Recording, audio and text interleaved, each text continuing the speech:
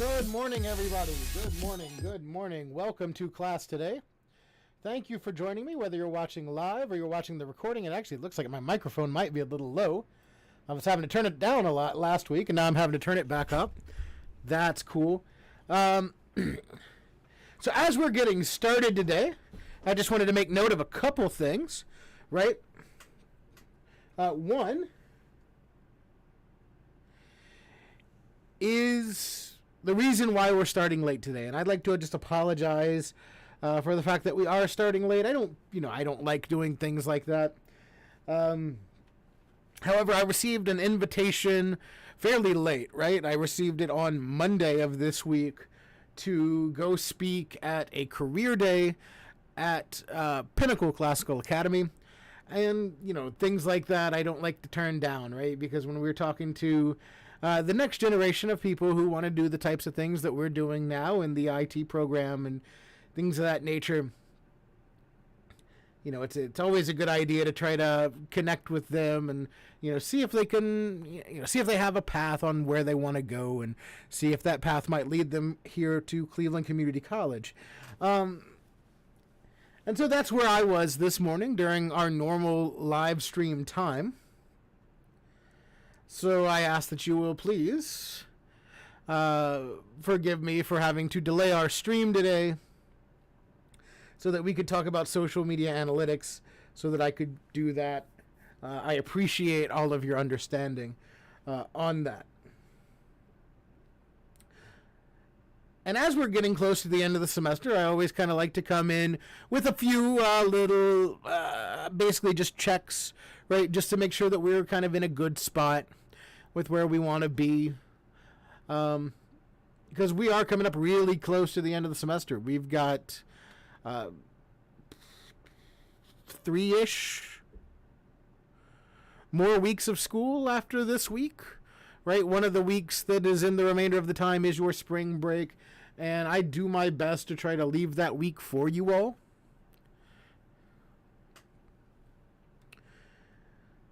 So I try to time out my courses to where you all can take spring break just like a seated class would, because if you were taking a seated class, you wouldn't be coming on campus to take a class, and I try to make those experiences as equivalent as I possibly can. So I'd like for you all to kind of be able to take spring break off and not have to worry about this stuff for a little bit. So spring break's coming up. Outside of spring break, we got about 3-ish weeks left to do.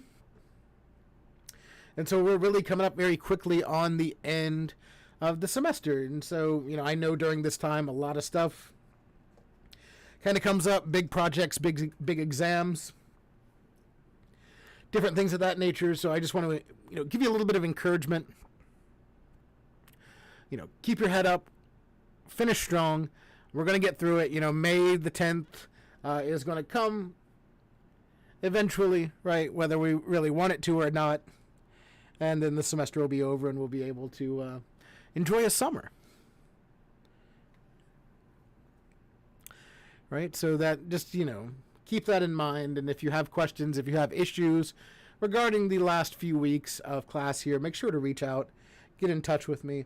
One of the things that is always kind of difficult for people in online classes to be able to kind of do is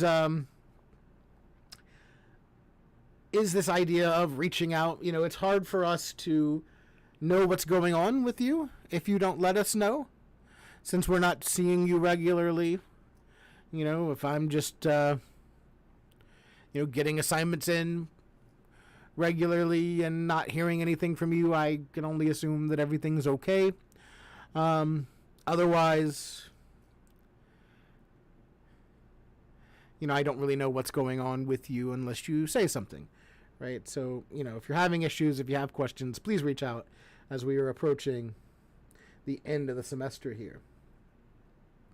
But we're talking about social media analytics today. We're talking specifically about the idea of measuring sentiment, right? And really, when we look at our analytics, that's really what we're discussing is the idea of being able to take something that is, in a way, intangible, right? People's feelings towards how we post on social media, whether or not people like us, right? Like the idea of the like is a big thing on social media. And so the tangibility of liking something and what that means to us. And as we kind of get started here, I kind of remember a story that is relevant to this that happened over the last few years. And there's a video that I have on my YouTube channel where I talk about this in a little bit more detail. And maybe I'll post that along with this week's recording. Is that several years ago, it's been several years ago now, I think it was around, I think it was actually the last time I was teaching this course, which would have been in around spring of 2018-ish, I believe. And there was an interview done with Kanye West. And regardless of what you think about Kanye West now, in terms of what he does, at the very least we can say that he is a very well-known personality, very big social media followings, and around 4 to 5 years ago, he was in an interview and he was thinking about the concept of likes. And he was talking about this as how kind of the like has become the virtual currency of social media. And so as we're approaching social media analytics and this idea of the like, of that interaction, of that engagement, we could talk about the ideas behind the like button or the heart on a tweet, or the reactions on a Facebook post. And I think we can also kind of relate that to another thing that recently happened. But Kanye was essentially talking about how, the like button has kind of become this digital currency, and the idea that we kind of get this dopamine hit when we see that something that we've done, something that we've created on our social media has a bunch of likes. And essentially, because of that, right, like we're getting this rush of dopamine, we're getting this rush of endorphins, these natural chemicals that our body makes that makes us feel good. The fact that we get this rush whenever we get likes on a social media post actually, to some degree, kind of makes the idea of getting a lot of likes on a social media post to be like a drug, right? Because we get this high off of it. And so as we're approaching social media analytics, what I want you to do is look at it less as a metric of good and bad, right? Or when I say good and bad here, I mean personally, right? And I think that's one of the things that Kanye was kind of talking about here when he was talking about this in that regard, and how the like button can kind of be this dopamine hit that we can treat like a drug. And then when you don't get as many likes, you kind of go into withdrawal, if you will. You experience these sort of detox symptoms where it can lead to things like depression, right? Because you're not getting that dopamine hit that you were getting off of the likes. And when we see a lot of social media influencers, as it were, a lot of these younger people who are getting involved in social media, and their personalities become the center of their social media experience, the amount of likes or lack thereof actually becomes intrinsically tied to their personality, who these people are as a person. right? We see that happen a lot. And I believe that is one of the things that, if you've heard about YouTuber burnout and things of that nature, I think that is one of the things that is contributive to that. The idea that, we're relating this engagement on our social media posts to who we are as people. When really, as we're talking about social media analytics, what I would like for us to do is to think about it a little bit differently, right? So the big thing that we're going to talk about here is not taking it personally. Which, if your personality is at the center of your social media presence, that's incredibly difficult to do.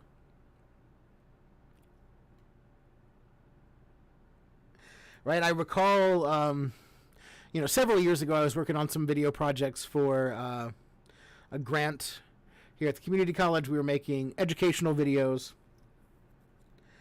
And we were getting different people to do voiceovers for these videos. And one of the videos in particular, we had got this individual, very bright, very smart person. But they had a bit of a southern drawl, right? Bit of an accent, which is something that you can very much expect, being here in rural North Carolina, right? And so when they voiced over this educational video with their drawl, a comment was received on the YouTube posting of the video that kind of called that out. All right, and comments are one of our engagement metrics, right? Because it's a sign that people are kind of moving down that funnel that we've talked about previously, right? Because they're actually engaging, they're interacting with the content instead of just watching it or just being aware of it, right? We're pushing them down. So comments are a metric that we want to be aware of. But this was a negative comment. This was about, this person's accent. And not the content of the video, which there's not a whole lot you can do about that, right? And so, if we want to, if we take this personally, that's something that can very much impact you as an individual, getting comments like that. And I think we all know about how the comment section of different things can look. Just kind of visit the Shelby Stars Facebook page whenever they post any sort of even remotely controversial story, and the way that comment section underneath that story will just devolve. Right? It's engagement. It's a metric. And it is something that we analyze for sentiment. But if we start taking stuff like this personally, and we start tying it to who we are as individuals, then it's going to have a negative impact on us, and it's going to, really result in some bad feelings and some bad things. So as we're approaching social media analytics for our purposes here, I'm going to tell you to not take it personally, which is going to be one of the most challenging things that I can tell you, right? Because it is oftentimes very personal, right? Like it's related to something that we find important. So that's that's just one of the things we want to look at here, and we can talk again about we'll bring it back up in a few minutes. YouTube hiding the number of dislikes on posts. But we're talking about social media analytics here, and we can kind of define social media analytics. So let's give ourselves some definition here. Right, so when we're talking about social media analytics, we can talk about this as the art and science. The art and science of extracting valuable, hidden insights from vast amounts of semi-structured and unstructured social media data to enable informed and insightful decision-making.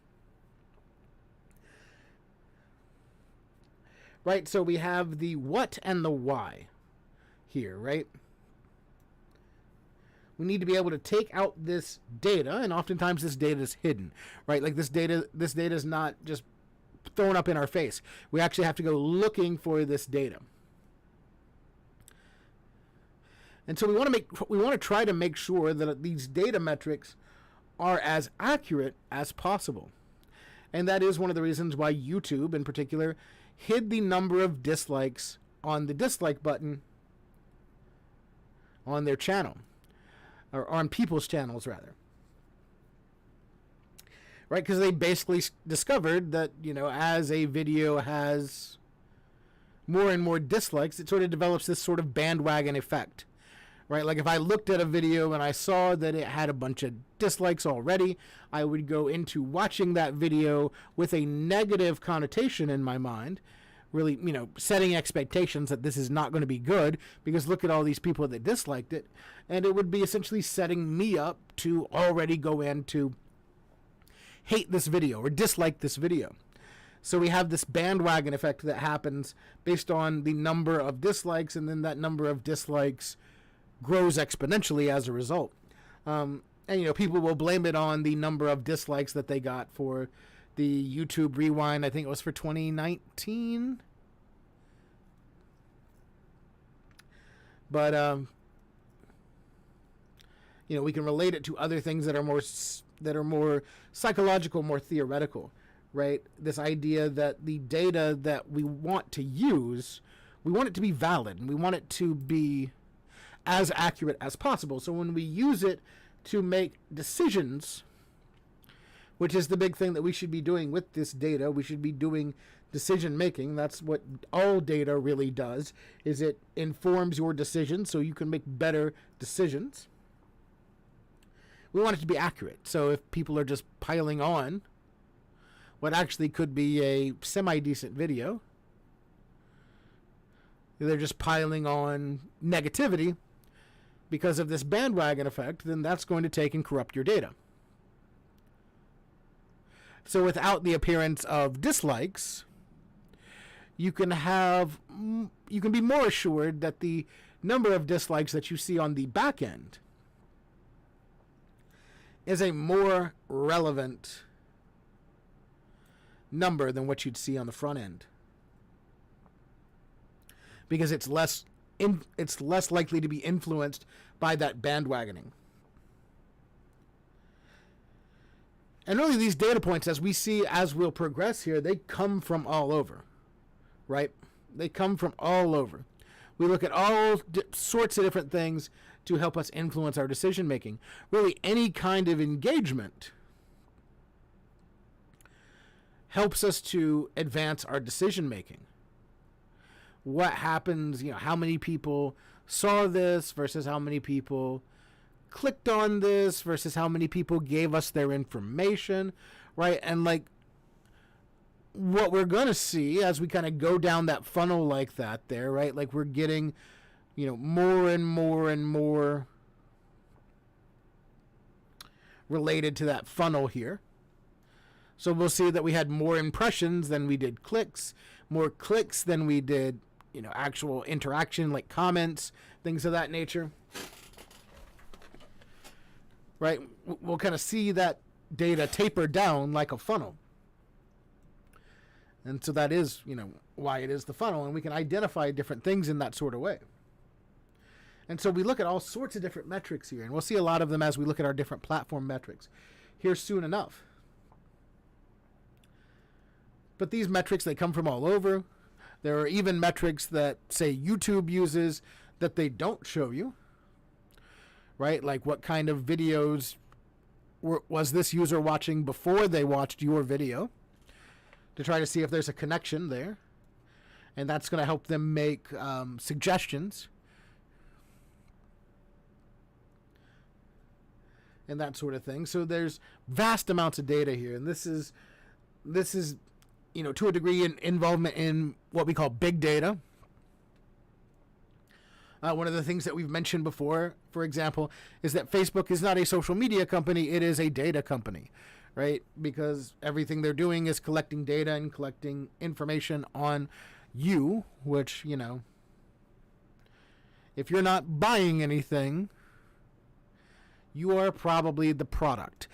On Facebook, especially on really most social media platforms, you're the product. Your attention is the product. Your information is the product. Because with both of those things, I can collect data and, you know, sell that to other companies for them to be able to do advertising and target advertising the way that we were looking at last week, right? So this is how we can kind of take these two and tie them together. The more data I can collect about you, the better I can create targeted posts that will allow you to see more of my content. And so this is that unstructured and semi-structured data that we're talking about here that leads us to making better decisions. And as we think about the amount of data, just the vast amount of data that's being worked through here, I think it's important to kind of keep it in perspective. Keep it in perspective. I saw these numbers recently and I was like, holy cow, those are big numbers. Right? That's 500 million tweets that are sent daily.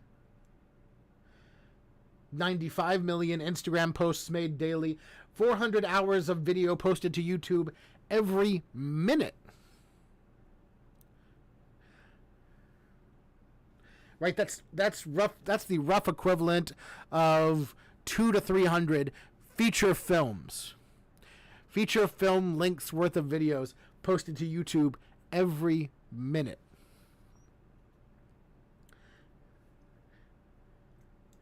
Check out that next number. That is a absolutely huge number.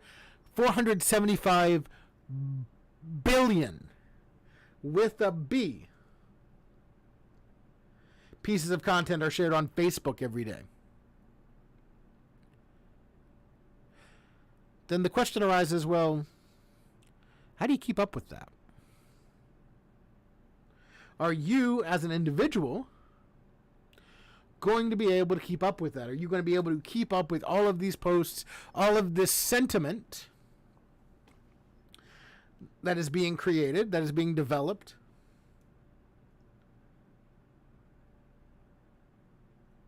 To be able to make adequate decisions based on the data. You can't. Right? It's absolutely impossible. Because when we look at it from this perspective, right, it's not just your posts, but it's posts that are like your posts, right? So we can create links and recommendations between different posts. And then as we start to create this relationship between one channel on YouTube, for example, and another channel on YouTube, we start to get these recommendations, and these recommendations start to build synergies to where people from this one channel are all of a sudden getting suggestions for people from this other channel, and that's going to build your personal metrics, right? And so we end up with an absolute ton of data for us to be able to analyze and work with and deal with, especially when it comes to how we relate to the rest of the platform, how we're doing in relation to how other people who are similar to us are doing. Right? There's absolutely no way that you can keep up with all of that data on your own. But the platforms can. Right? The platforms have been designed with that intent to be able to deal with these millions and even billions of pieces of content that are shared across these different platforms daily, so that they can keep the metrics and they can keep an understanding of how your channel in particular relates to other channels on the platform, how these different decisions can make changes to your platform, and how this all really works together, right? And so what we need to do then, when it comes to what we do, because we can't keep up with all the metrics and crunch all the data ourselves, so we need to take advantage of what these platforms give us. And so I'd look at some different ways of utilizing these analytics for helping us make decisions. I call them less reliable and more reliable, and really they're all reliable.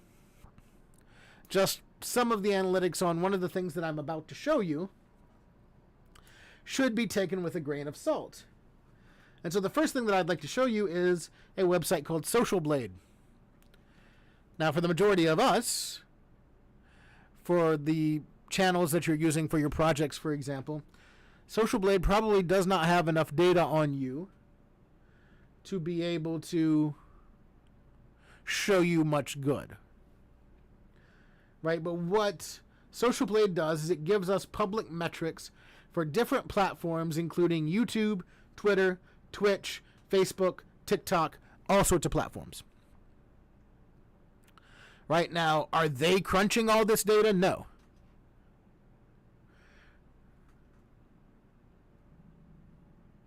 No. They're using APIs, which are programming interfaces that allow one site to connect to another site.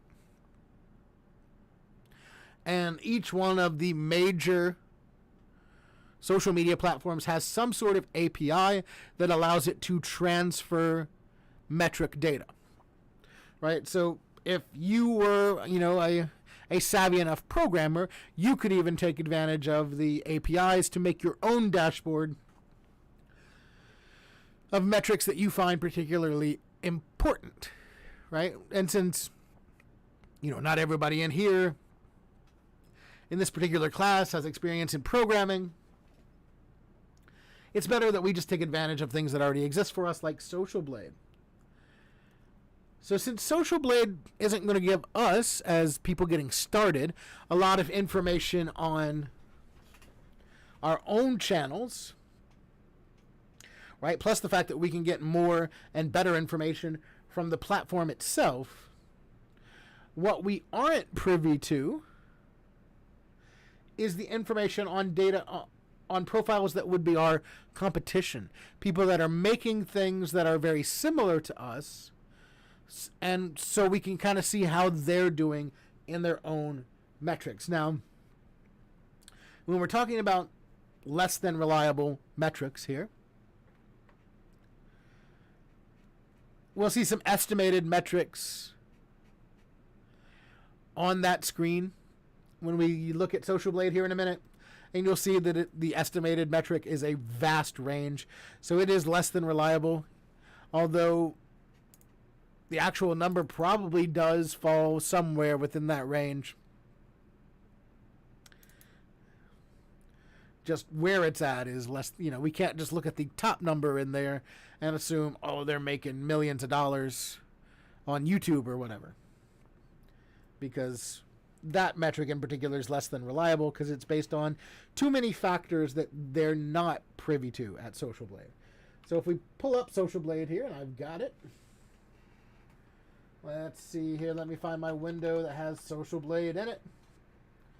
Here we are. This is Social Blade. And so when you go to socialblade.com, which is the website, it's also linked in the module, I do believe. One of the things that you'll see here at the top, you'll see YouTube. If I click that link there, you see all the different platforms that Social Blade supports. And some of these are actually more popular in other countries. In the United States here, we have, the big popular platforms: YouTube, Twitch, Facebook, Instagram, Twitter, TikTok, and Mixer's kind of fallen off lately, but it is a platform in the States. That's Microsoft's streaming platform, right? So Google streams on YouTube. Amazon streams with Twitch, right? Amazon owns Twitch. Mixer is Microsoft's. And so if we look on the YouTube, we can enter a YouTube username. We can enter something like, if we entered like the username for this channel that you're watching this video on right now, something like Mr. Ramsey's Classes. One of the things that we talked about last time was the fact that I specifically don't do a lot of the metric enhancing things on my channel to try to, kind of make the videos only for you all. But you can see a lot of information here just based on that. Now I can tell you, I make $0. I am not partnered by YouTube. I don't have enough. I don't have enough view hours, and I don't have enough subscribers to be able to make money. So these earnings here are completely false. But these are some of those things that we think about. When we think about. We mentioned the estimated metrics, right? These are the estimated monthly earnings, and that's just based on the number of views.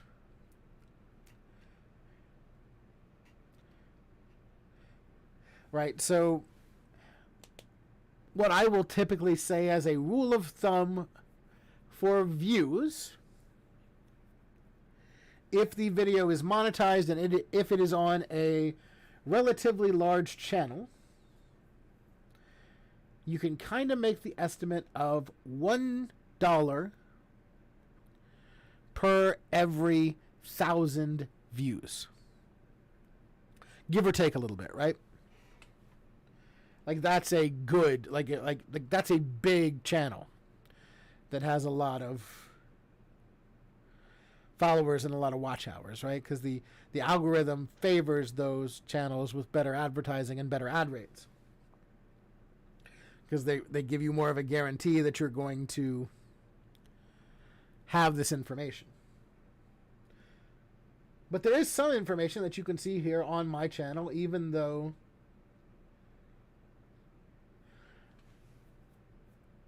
there's not much here, right? It's an easy way to see, well, I have 199 uploads on my channel. 38 subscribers. 3,506 video views. You can see the country of origin, which is the United States. Don't have the channel type set, right? Because again, I'm trying to keep the... I'm actually trying to actively keep people away from this channel, which is strange to talk about in a social media class. But a lot of this other data would be updating fairly regularly. And you can take advantage, too, of a lot of these other tabs here, right? Like I can click this Future Projections tab. I will have nothing there because there's not enough data here. Let's see if we have any similar channels here. Using my DDoS protection. All right, and so, yeah, these are going to be inaccurate because of the metrics that they're using, right?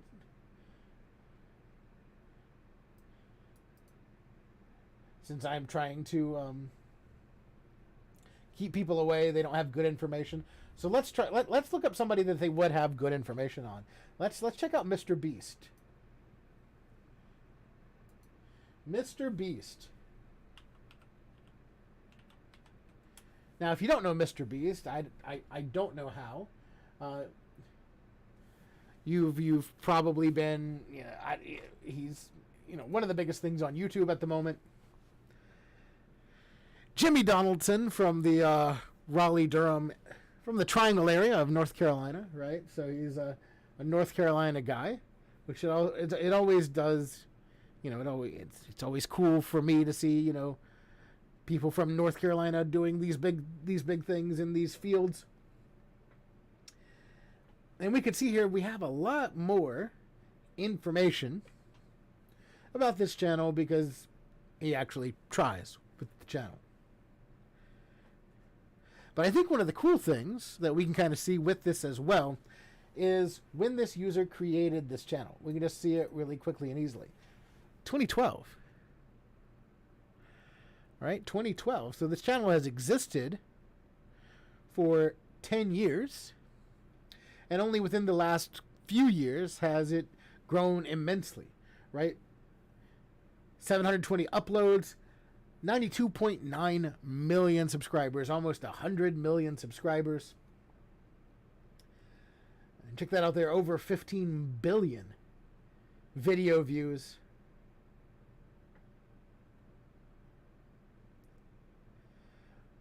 One of the biggest channels on YouTube. right? And so when we start to look at these different tabs here, we can start to see different metrics that kind of pop out, right? We can look at similar channels. And so we can see this rank here by subscribers. 7th most subscribed according to Social Blade. And we can see the individuals that are around them. We can sort by video views and see comparative channels to see which channels are getting similar views to this individual. And then the Social Blade score, which is a metric that Social Blade's kind of put together itself. Future projections, we can look at that here because there's a lot of data.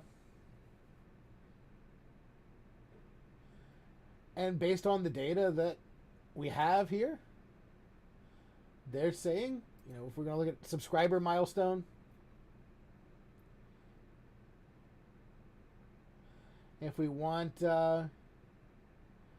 know, the time for their based on their estimations, which looks like it's a linear regression based on information that they've already gotten from Social Blade. By the middle of May, according to this, Mr. Beast should expect that Ruby play button, the 100 million, right? Which is enormous, right? Like that's enormous to think about. You know, we can, but that's one of the things that we can kind of look at here is like, okay, if we stay this course and we're doing the things that we're currently doing, Social Blade has done for us here this linear regression, so we can kind of make this estimate of when we'll reach that next level, or when we'll reach this desired subscriber count. Now, again, this is something that, you know, for our project sites, not going to be incredibly useful for us right now because it doesn't have enough data to be able to do this. But after, you know, a year or two of regular posting, it should have enough data to be able to do this for you as well. And so if everything, you know, currently stays on this projected path, which unlikely, right? But who knows? You know, by this date, 5 years from now, it's estimating 319 plus million subscribers, which is a ton, right? And we can look at that in terms of video views as well. Lots of stuff here. Here's a live subscriber count that just shows us Mr. Beast subscribers as of right now. And so that's always updating. But again, you know, one of the interesting things that we're seeing here is we're seeing this information. And this information is, you know, information that definitely the people that run Mr. Beast's channel have on the back end at YouTube. But it's information that might not be relevant to us. Or not relevant, definitely would be relevant to us. Might not be privy to us, right? Might not be something that we could see regularly.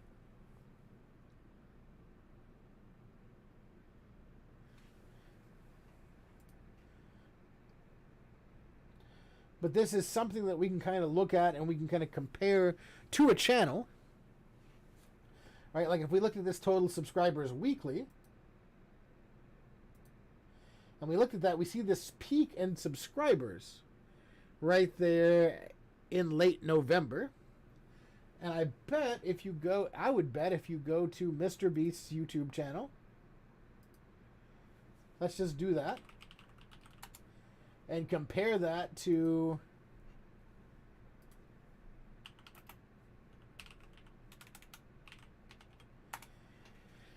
the video that he was posting at that time. So let's see what video happened at that time. So that's November, so that's around 6 months ago. I would bet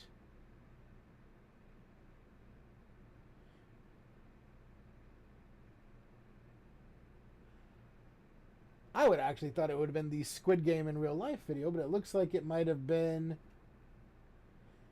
something around this time here, around these videos here, because this would have been posted on November 24th. So yeah, November 24th, 2021 was when the Squid Game in real life video was published. This was a huge video that cost a lot of money, that was publicized very highly, and we can see that accompanying spike in subscribers there. So that actually gives us a correlation between this one particular video and this 6.5 million person bump in subscribers. Right? And so that allows us to see return on investment for something at that level, which is incredibly interesting, right? So my suggestion for you all in using something like Social Blade would be to use it and try to look at competitors' metrics for people that are doing similar things to you in your field, and see kind of how they're doing. And then you can make these comparisons to where, you know, we see these total subscriber bumps, we see these total video view bumps. And then you could say, well, what were they doing at that time? What were they creating at that time that correlates to these spikes? And then you could start using that data that you kind of gathered to help you make your own decisions for things that you could do to try to gain a little bit of popularity. And you could do that for really anything, right? Like, it doesn't just have to be YouTube. You could do it for Twitter. You could do it for Facebook even, right? Any of these platforms.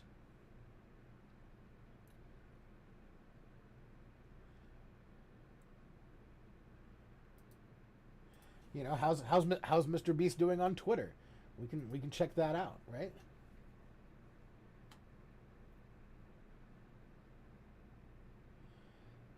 And we can see, you know, where he's posting more tweets. We can compare that to the channel, since that's the primary source and the Twitter is supporting that primary.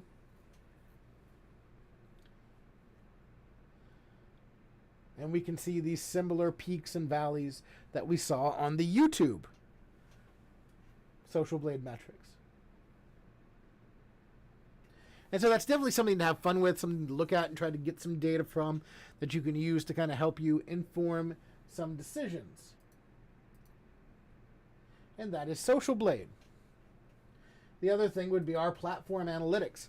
And so that's kind of how we'll wrap up today. I'd like to kind of show you some YouTube platform analytics and some Facebook platform analytics, since those were kind of the two platforms we were looking at last week. I want us to go back and look at that boosted post we made last week and see what kind of return that $10 got me. And we'll look at the YouTube analytics as well and just talk about them to kind of wrap up for today. So I've got my YouTube channel here. And you'd have the ability to do this as well on your YouTube channel. I can go up here in the upper right hand corner and I can go to my YouTube studio, just the same as you would to, you know, upload a video, manage your content, that sort of thing, right? And so in doing so, over here on the left hand side, you'll see all these links in this navigation to different portions of the YouTube backend. And you'll see one of them is analytics. So I can just click that analytics tab and I can see an overview of all of my analytics. And I can see, you know, this is for the last 28 days, but here in the upper right, I can change it to the last week, the last 3 months, the last year, the lifetime of the channel. And we can see here some of that information that we saw on Social Blade, right? This is my view graph, where we can see view spikes, right? We can see here I got a lot of views on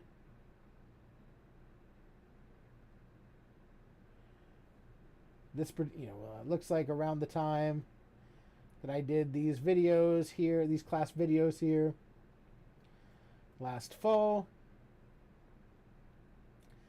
I'll tell you that it's probably the JavaScript arrays video that got me the most views there. and the JavaScript objects video that we were doing there. But when we can also look at a subscriber count, right? We can see, you know, small channel. We can see when I gained subscribers. We can see when I lost them, right? Because these valleys that we have here are lost subscribers, and we can see the watch time and how much the watch time peaked. Had a lot of views, a lot of watch time here at this peak. 10 hours of watch time on one particular thing here at, you know, February 2021. And again, that's something that you can kind of reference back to and see, like, well, okay, like, I wonder what all that watch time was on. During the lifetime of the channel, you can see my different the different performances of my videos and which ones get the most highly rated. The most popular ones being where I go through and explain the different chapters of the design of everyday things. I assume that's probably because other college and university students are searching out the design of everyday things. That's something I use in my web design class. And it's a widely used book in a lot of design programs. And so we can see here, chapter 1 got 706 views. And they all have done fairly decent in the lifetime of the channel, especially for videos that I, on purpose, try to make difficult to find. But then we can click on one of these videos and we can see some other key metrics about it, right? We can see things like views, how the view graph has changed over time. Watch time and how that's changed over time. How this one particular video has impacted my subscriber count. So how many people clicked the subscribe button on the page for this particular video. Right? Like, that's significant. So if I see a bigger number here, plus big numbers here and here, I know that this kind of content is something that people want, and they're going to keep coming back, or they would keep coming back for this kind of content if they could get it. Right? And we can see my watch time.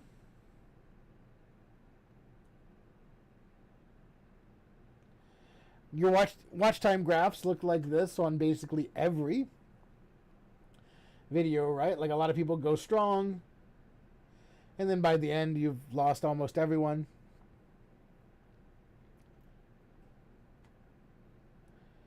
But at least 13, this tells me that at least 13% of the people that viewed this video.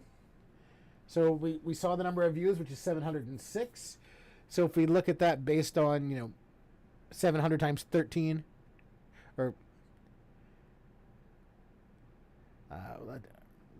13% of 700, rather, is what I should say. So 10% of 700 is 7. We can 7D, 10% of 700 is 7T. And, another 3% on that would be another 21 or so. So 91-ish people who viewed this video watched it from the beginning all the way to the end, which is pretty good.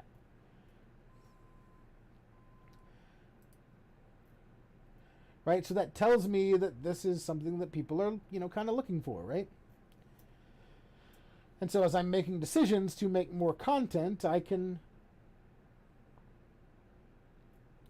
look at this in terms of other, and let this kind of influence my decision making for future content.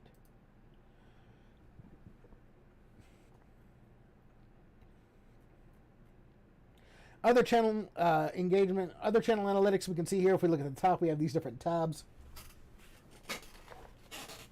We can see reach. And in this reach tab, we see something that looks very familiar to us, right? We have this funnel here.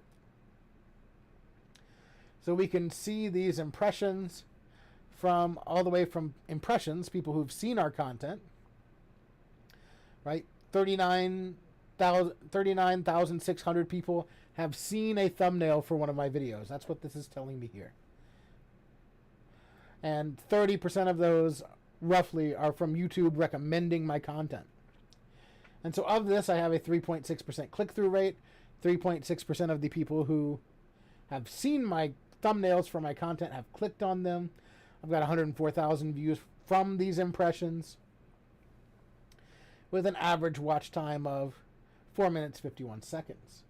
And here on the left, we can see the different traffic sources: YouTube search and external, right? And so the external makes a lot of sense, right? The external is going to be the embedded videos like we have in our Blackboard class. So when people watch these embedded videos, or they're linked to these live streams from a page, then that's going to fall in this external category. So it makes a lot of sense that this external category would be a big percentage number. YouTube search, people that searched for videos that I've done here, or searched for topics related to videos I've done, is the biggest, right? And that's with me knowingly making them difficult to find, right?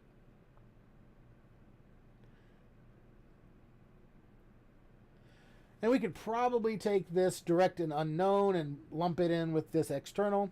That's going to be, by and large the same sorts of things: direct links, embedded into Blackboard, so on and so forth. This is actually a pretty good metric here. 9.9% of traffic came from suggested videos. So someone was watching a different video and got suggested my video, and they clicked on it and watched it.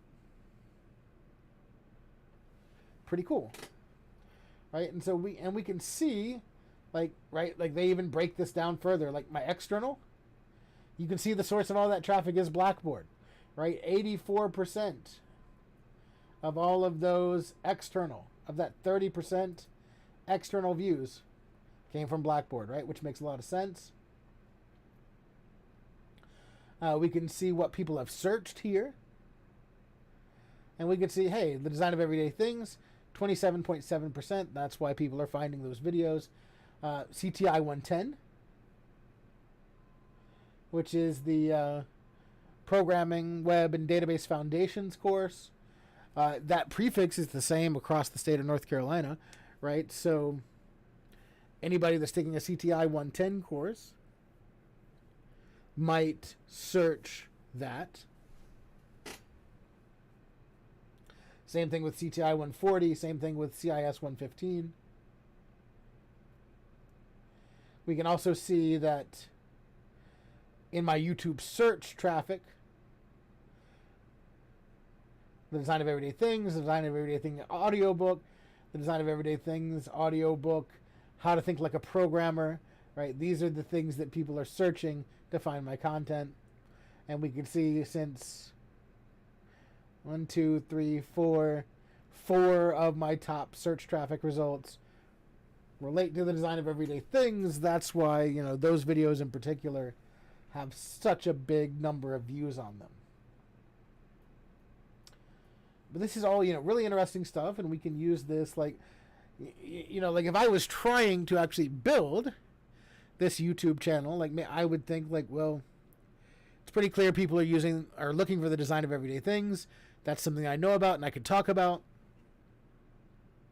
Let me make more videos on this topic so I can get more views, right? Engagement is that we're looking at the watch time, we're looking at likes, we're looking at subscribers, right? And again, this is a place where, again, I don't knowingly go into this trying to make these things the most efficient, right? I'm actually trying to hide these videos to a certain extent. So these metrics aren't quite what they'd be otherwise, if I was trying to do it. Like one of the things that you want to do is, have videos on that end screen there. Make those end screen suggestions so people can click through and watch other ones of your videos. Right? Because ideally, The longer that you can keep people watching your content, the more likely you are to funnel them down, get that subscribe, get that ad revenue, so on and so forth. You want to keep people watching. So if you are doing things like adding videos to your end screen, linking other videos, creating playlists, all that kind of stuff, you're going to get that. Finally, we have the audience metrics here, which is pretty interesting. If we look at, and this is like declared information, right? So if you don't have in your YouTube account, for example, what gender you are, then it's not going to know that, right? But if you watch YouTube and you see these, YouTubers who will be like, it's come to my attention that only blah, blah, blah, blah. Like if I was doing it, I'd say, it's come to my attention that 73.8% of you who are watching these videos are not subscribed. You can subscribe today. It's free, and you can always unsubscribe later or whatever.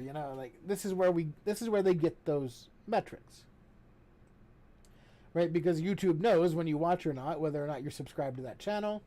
They know where you're from, right? The vast majority of my geography is being from the United States, but India, Vietnam, Mexico all have other information there, and we can click that and expand it out and see, who these people are. And that's not something that necessarily needs to be declared, because YouTube can do that via IP address of people that are watching videos. Age, if their age is declared, right? Like I don't necessarily think that everybody who's watched my videos have been between 45 and 54 years old, nor do I necessarily think they're all male. Those are metrics that are by and large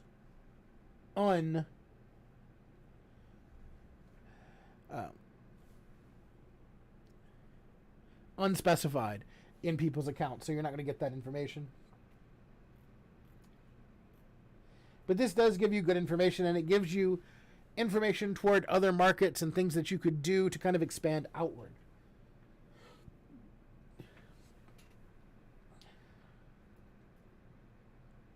And so you want to go in here and you want to look at this information, and you want to use it to help you make decisions as to where to target new things and take advantage of new opportunities that you might be able to identify here.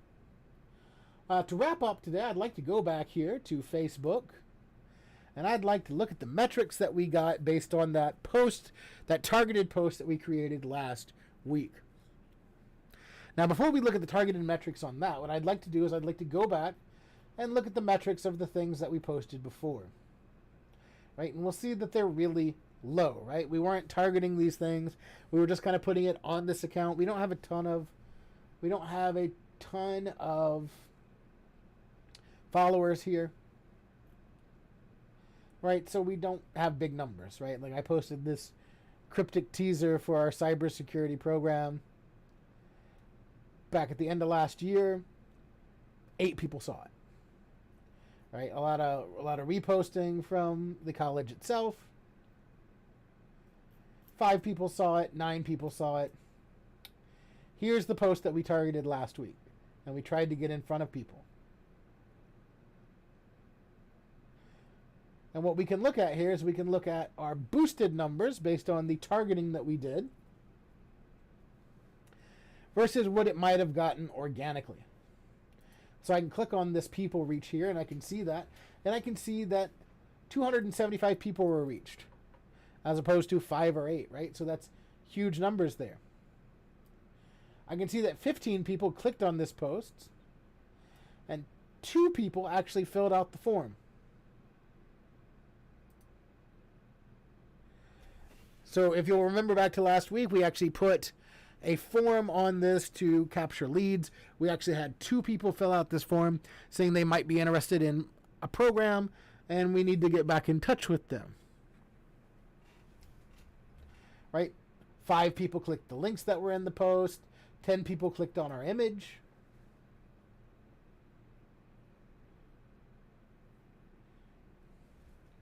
Right? And so targeting and paying for the targeting got us 263 additional people than it would have got otherwise. 14 people organic reach. So by targeting and paying $10 here, we got a higher awareness, which is good. And we actually got 2 leads, which is a return on investment, which is significant, right? You know, and so we can kind of think about this like if we were to expand it out, if we were to target the post for longer, boost the budget behind it a little bit, how we could grow that out a little bit. And since we targeted it, we know that these are people from the area who have these interests that we can work with here. So that's one way that we can look at our analytics on Facebook. Another way is to actually use the insights link here on the navigation. And this is going to give you insights for the whole page. This is going to look, you know, kind of similar to the YouTube analytics that we were just seeing there. Lots of good analytics here. It takes a minute to load because it's trying to load all the data. But we can see how many people have viewed our page. And that's the page itself. When we boost a post like that, it kind of gets inserted into people's feeds. So they actually wouldn't be coming to our page for that. So that explains the discrepancies there. We have our post reach here. We can see that big numbers compared to previous weeks. And the more we're posting on Facebook, the more data that they can provide us. And actually, we can get even more insights by using the Meta Insights tool, which is that see all insights there at the top. That takes us to the Meta Facebook Insights tool, where we can actually get a bunch more information. We can see a content report here, so we can see how different posts have done over the last so long, or we could expand out our search range. Right? And if we see posts that are doing better than other posts, what we want to do is we want to make comparisons between these posts. We want to say, you know, what did we do in this post that was different from this post? Maybe post A was a video. Maybe post A had some sort of call to action, like, or, you know, a link that they could click to go somewhere else. Right? So we want to be, you know, using these analytics to help us determine what we're doing and how we could be doing it better. So that's where we'll wrap it up today. I think that's pretty well covering the idea of social media analytics here. So we'll turn the music back on for a minute, take some questions if anybody here with me has them. If you're watching this later and you have questions, please send me an email or Teams message and let me know. Thank you for watching, and we'll see you next time.